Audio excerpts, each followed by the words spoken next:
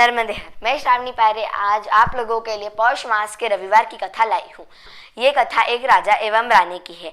एक राजा एवं रानी थे। रानी भगवान शिव की बहुत बड़ी भक्त थी, इसीलिए उसने पौष मास के रविवार का व्रत रखने का निश्चय किया।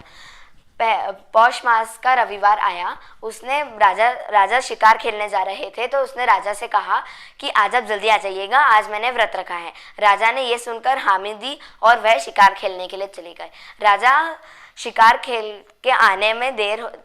को शिकार खेलकर आने में देरी हो गई, इसीलिए रानी की एक दासी ने रानी से कहा कि महारानी जी आप अभी खा लीजिए, राजा जी कब आएंगे हमें तो पता नहीं है, आपको भी पता नहीं है, और आपको शाम होने से पहले भोजन करना है, इसीलिए आप अभी अपना भोजन कर लें। रानी ने अपनी थाली परसी और एक कौर खाया और राजा के आने का संदेश मिल गया।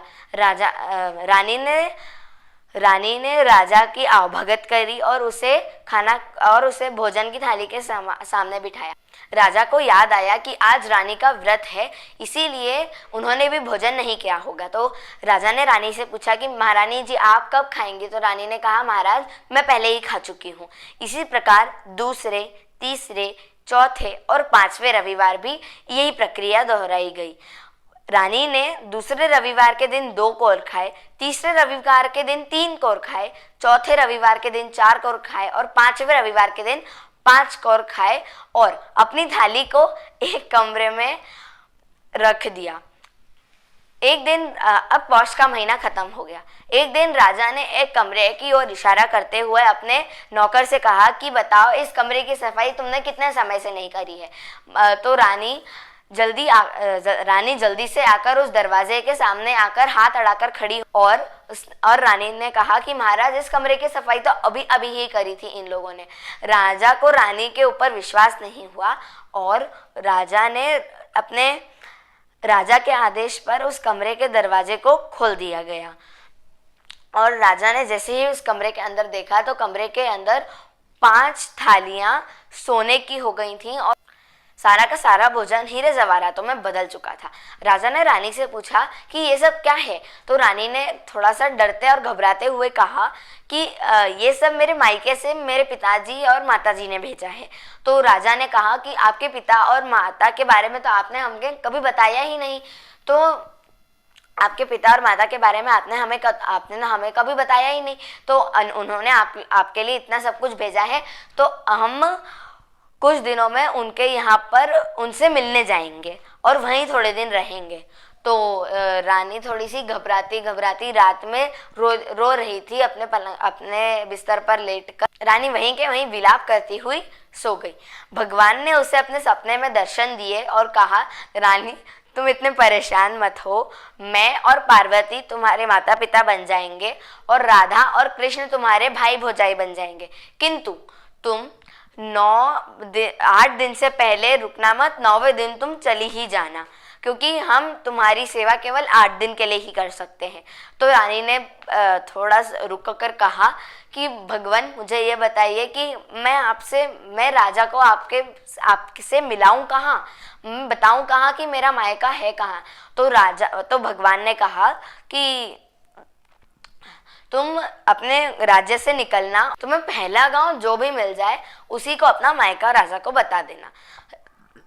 रानी को जब ये सपना आया उसके बाद से वो खुश हो गई। राजा ने अगले ही दिन कह दिया कि रानी तुम अपनी सारी तैयारी कर लो, हम तुम्हारे मायके जा रहे हैं। राजा रानी से पूछता रहा कि बताओ तुम्हारा मायका कहाँ है, बताओ तुम्हारा मायका कहाँ है। तो रानी बोलती रही कि आगे चलिए, आगे चलिए, आगे चलिए। ऐसे ही कहते कहते रानी को दूर एक बहुत ही ज्यादा सुंदर नगर दिखा।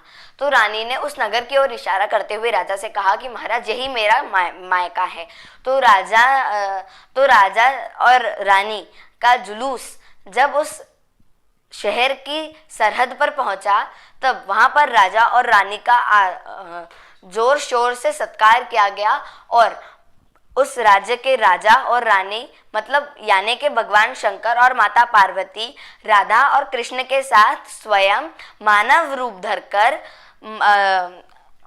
रानी के माता पिता बनकर राजा का आवभगत और सत्कार करने के लिए आए और उनके जुलूस अपने महल की ओर ले गए। वहां पर सब कुछ इतना अच्छा था कि रानी को लगा कि महाराज तो 8वें दिन भी जाने के लिए यहाँ से तैयार नहीं होंगे। इसीलिए उसने दूसरे तीसरे दिन से ही राजा को बोलना शुरू कर दिया कि अब हमें यहाँ से जाना है। तो 7वें दिन रानी ने फिर से राजा से कहा कि महाराज अपन यहाँ से चलते हैं। तो राजा ने कहा आज नहीं जाएंगे, हम कल जाएंगे। तो रानी ने 8वें दिन पूरी तैयारी कर ली और रथ में जाकर बैठ गई और बोली कि आज तो मैं यहाँ से जाऊंगी ही जाऊंगी। तो राजा भी अपने रथ में आकर बैठा और वो लोग अपने महल की ओर चल दिए। राजा को कुछ दूर जाने पर याद आया कि वह अपना पान का बटुआ अपने कमरे की खूंटी पर ही भूल आए हैं। तो उन्होंने अपने एक सैनिक को भेजा और कहा कि जाकर मेरा पान का बटुआ लेकर आओ। जब वो सैनिक वहां पर जाकर पहुंचा तो उसने ये देखा कि वो इतना सुंदर और मनोरम जो शहर था वो केवल अब एक सुनसान सा जंगल बन चुका था। और उसने देखा कि महाराज का पान का जो बटुआ है वो एक आम के वृक्ष की एक डाली पर टंगा हुआ है। उसने वो बटुआ उठाया और वो राजा के पास गया और राजा को उसने पान का बटुआ देते हुए सारा वृत्तांत बताया उस जंगल का। तो राजा ने रानी से कहा कि अपन चलो अब जाकर देखते हैं। तो राजा और रानी ने अपना रथ मोड़कर उस शहर की ओर फिर से गए। वहां पर राजा और रानी ने भी वही देखा जो कि उनके सैनिक ने बताया था। वहां पर पूरी तरीके से एक सुनसान सा जंगल था। राजा यह सुनकर बहुत अचंभित हुआ। रानी ने राजा को समझाते हुए कहा कि भले ही भूल चूक से, लेकिन मुझसे जो पौष के 5 रविवारों का व्रत हुआ है, हम पर भगवान की ऐसी कृपा दृष्टि का कारण यही है। रानी कहती है, मैं भगवान से ये कामना करती हूँ कि जैसे उन्होंने हमको 8 दिनों के लिए आश्रय दिया है, उसी प्रकार से वे पौष के रविवार का व्रत करने वालों पर भी अपनी कृपा दृष्टि बनाए रखें। धन्यवाद। नर्मदे हर। फिर मिलते हैं अगली कथा में।